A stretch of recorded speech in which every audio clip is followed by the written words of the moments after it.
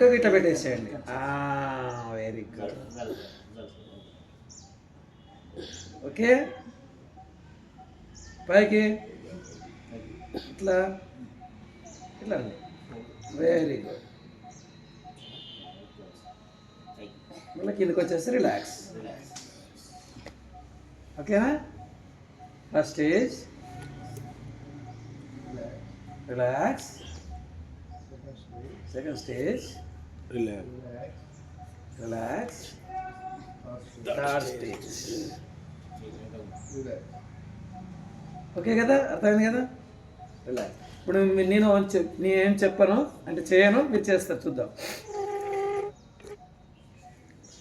First stage relax, second stage relax, third stage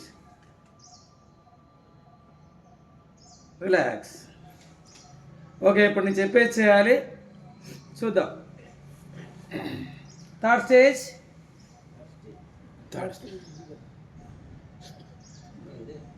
అదే బరాబరే.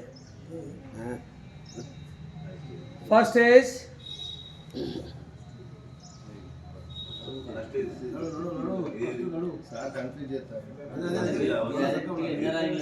Relax. మనకు ఎగరదు, మన బాడీ మీద ఉండాలి, మన బాడీ మీద ఉండాలి, సార్ మీద కాదు. థర్డ్ స్టేజ్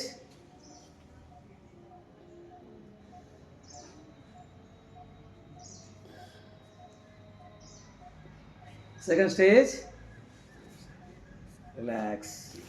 అయితే విషయం ఏంటంటే మనం ఇప్పుడు చేయబోయేది, ఇప్పుడు ఈ స్టేజ్లో ఉజ్జాసాసనం తీసుకుంటూ ఉంటాం, నేను చెప్తూ ఉంటాను కంపల్సరీ. అప్పుడు మీరు అందరూ కళ్ళు మూసుకుంటారు అనమాట. కొద్దిమంది కొంచెం ఏం చేస్తారు, అసలు అందరు చేస్తారా లేదా, నేనే చేస్తానా అని చెప్పి అప్పుడు తెలుస్తూ ఉంటారు. లేదు సార్ ఏం చేస్తాడు, లేదు పక్క వాళ్ళు ఏం చేస్తా అంటారు. వాళ్ళు రెడీ చేస్తారు, రాంగ్ చేస్తలేదు.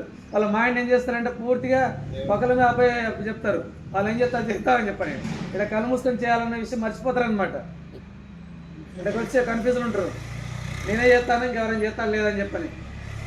అప్పుడు వాళ్ళు తెలిసినప్పుడు వాళ్ళు పక్క వాళ్ళు రాంగ్ చేయొచ్చు, రైట్ చేయొచ్చు, వాళ్ళు ఫాలో అవుతా అంటారు అనమాట. వీళ్ళు అంటే అందరూ రైట్ చేస్తారని రూల్ లేదు కదా.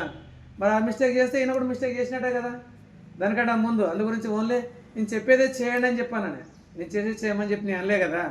ఈ వాక్యంలో ఒక రెండు అర్థాలు ఉన్నాయి మొత్తానికి. అంటే మీ చెవులు ఏదైతే వింటుందో అది 100% చేయండి. అందుగురించి మేము చెప్తూ ఉంటాము,